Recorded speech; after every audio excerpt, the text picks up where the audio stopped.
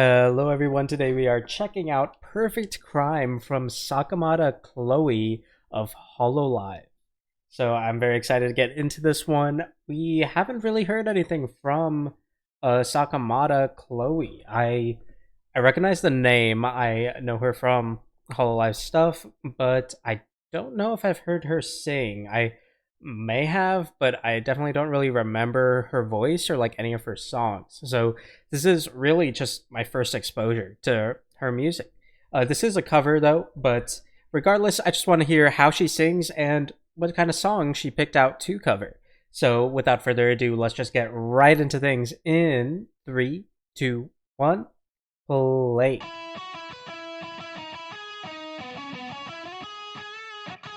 Okay.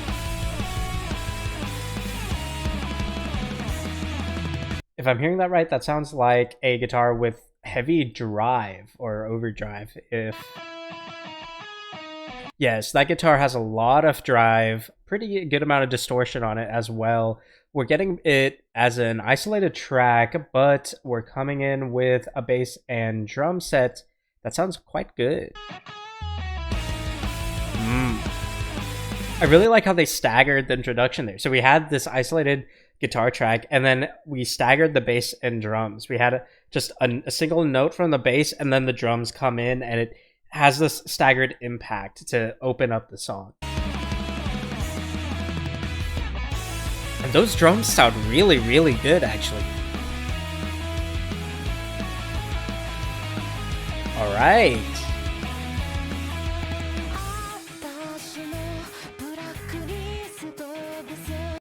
That was a very big difference in vocal demeanor from the first note to the next continued lyrics.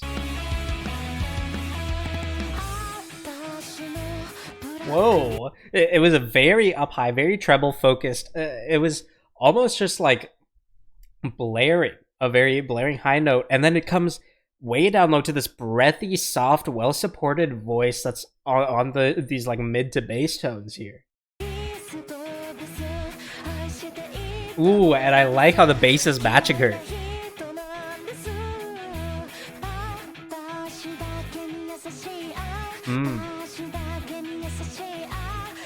I really, really like how they're playing with the bass here. The bass is, usually you'll have a bass support the drums or maybe the guitar to keep the rhythm going, but I really like how the bass is popping out more on the vocals. It's supporting the vocals on these exclamations of the vocals to emphasize them. You know, the vocal tonality here, it's pretty consistent for this line. It's not having too much crazy variation, but that bass is really adding emphasis throughout it.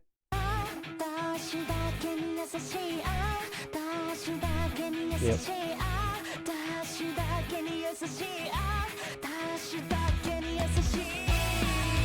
All right.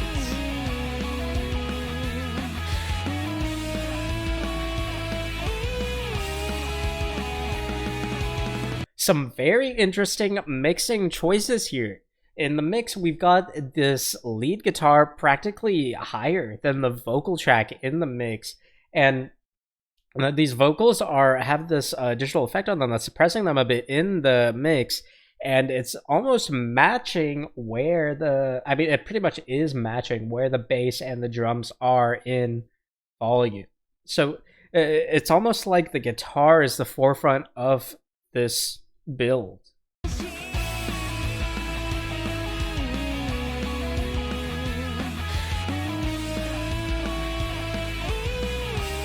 That was a nice climb. Nice.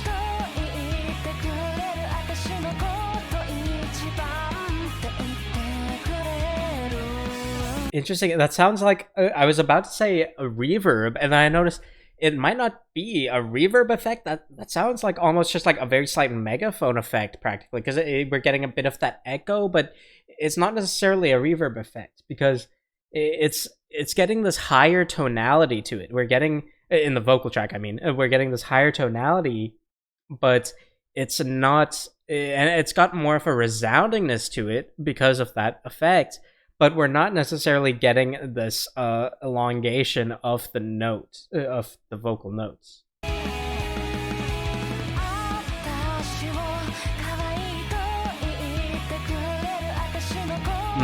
Sounds like a slight megaphone effect.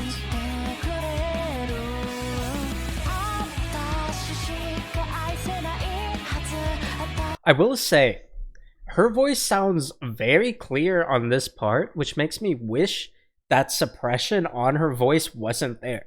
Because getting that contrast between the suppression on the guitar with that overdrive effect, the bass and the drums, getting that suppression, instead of having the entire song feel so pushed down, having the vocals be clear and without that digital effect on them, having that clarity in the vocals would be such a good contrast to have with the instrumentation and the vocal track. That said, the suppression on the entirety of the mix could very well be serving to the message of the song.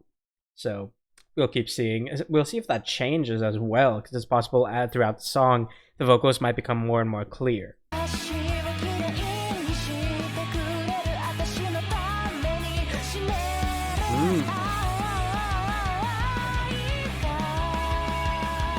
Alright.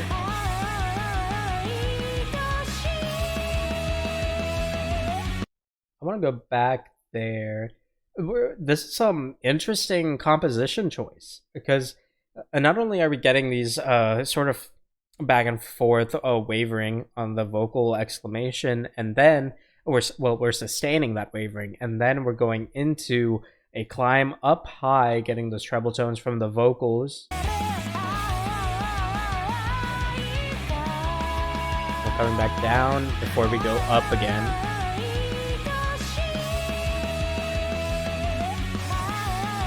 Coming again. Going down. And then next time we'll go up. No!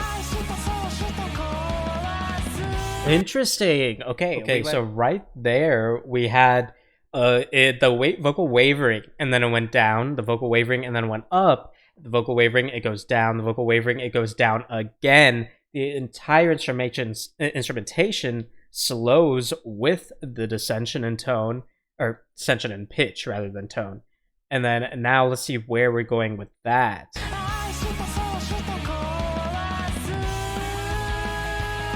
Ooh, okay.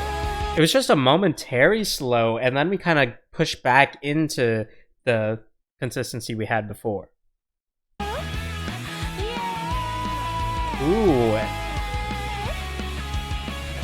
See, this is what I mean. Like, that vocal projection, belting that out, that would sound so much better without this digital suppression on the vocal track. You can't expect a proper projection and a proper exclamation like that to communicate when you've got this digital suppression stopping it from impacting the audience. Like, I feel like this is, obviously, it always boils down to personal preference in music, but I feel like this is a prime example of when you have a really good vocalist that is being stopped by either composition choice or by the mix. Of course, this is a cover, so it's possible that the original song is just mixed this way and we're replicating that here. But if so, I do wish that there were some liberties taken to showcase the talent's voice more than the mix. Of course, you know, when you're doing a cover, you want to pay respects to the original song as well, but for me, it feels like we're getting all these incredible vocal lines and then diminishing the impact of them. So let's keep going.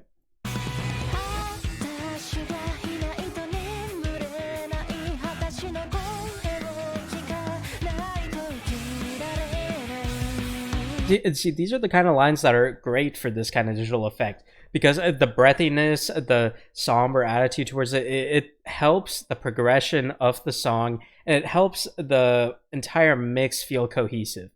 Getting that digital effect on the vocals, we're matching the instrumentation and we're pushing forward.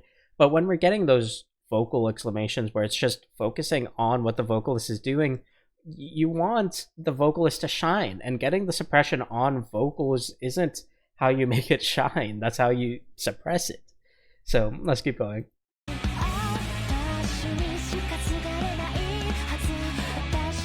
Ooh, we're getting some interesting percussion here. We're going for a pretty big build, introducing a new percussion track.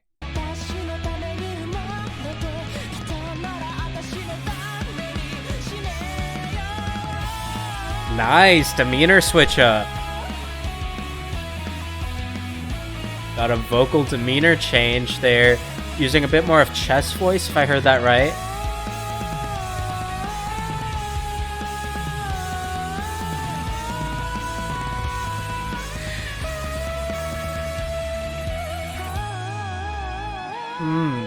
See, that would have been so good if we didn't have that digital suppression holding it down. Imagine if that big sustained exclamation, we're getting the wavering, we're getting the vocalists showing off what they can do, and then imagine if there wasn't any digital effect on that, and we just got the clear vocals that were recorded. Of course, maybe some pitch correction, maybe some mix touch-ups, but without an effect holding it back.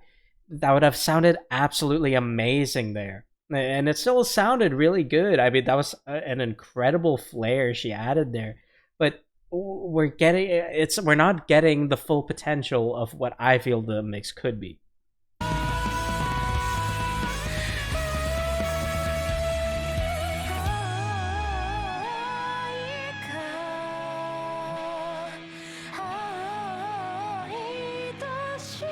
Going up again, mirroring the previous line. We're going down here. Yep. And then are we going to go down again this time? Yes, we're going down again.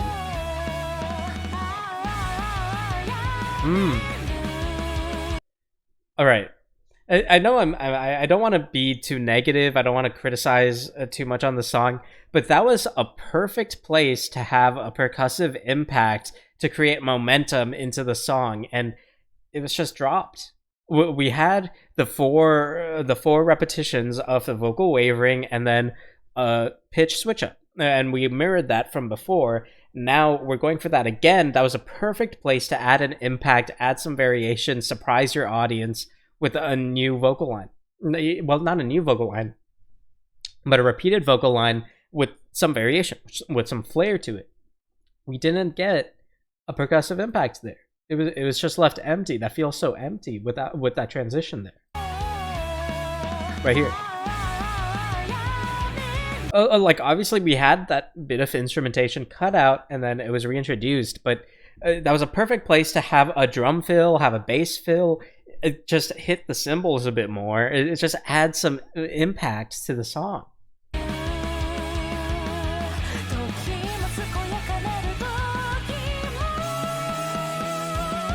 That sounds good. Nice. Getting the vocalist showing off.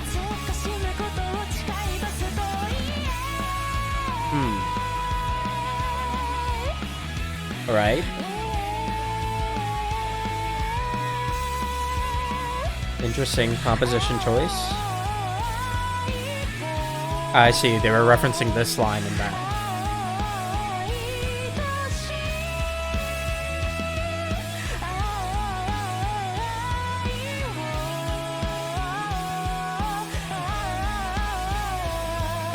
Alright. Ooh.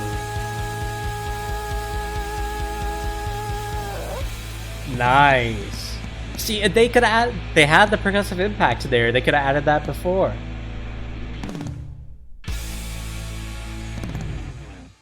That was nice. That was a good ending. Though maybe a little too much on the percussive impact, but still, it was good. I really like that. All right. Well, that was Perfect Crime by Sakamata Chloe. Now, I will say I absolutely loved the vocals. The vocals were absolutely incredible, but I did not like this mix. And obviously, I also didn't like some of the composition choices. But that's not Chloe's fault. That's not her role in this production. The vocals themselves were wonderful. They had the demeanor switch ups. They had the inflection choices where they needed to be, but I felt like the mix just detracted so much from the vocals that it doesn't have the impact it could. The vocals just didn't hit as hard as they should have with what seems to have been recorded. Like the vocals that were recorded, I feel would have been much better without the mix touch ups. That said, it was still an incredible cover. I just didn't like. I think I feel a bit partial whenever I hear a digital effect that suppresses a vocal track, because in my opinion, anytime you do that, you need to have a reason for it. And anytime you're making the conscious choice to say, hey, we have a vocal track and we're going to make it less impactful. If you're suppressing it, you need to have a reason why you're doing that. Is it because you want to build up the next part? Is it because you want to slowly take away that suppression to make the mix bloom? Is it because you want to make something feel somber or feel like constrained? I didn't feel like there was any manipulation of the mix in this composition. So overall, my verdict is I really liked Chloe's vocals. I did not like the song or the mix. But I would be very interested to hear Chloe do some other pieces where I can see more of what she can do as a vocalist. But yeah, thank you very much for watching. And as always, feel free to leave comments below recommending any other songs for me to check out. Aside from that, I will see you all next time. Thank you so much.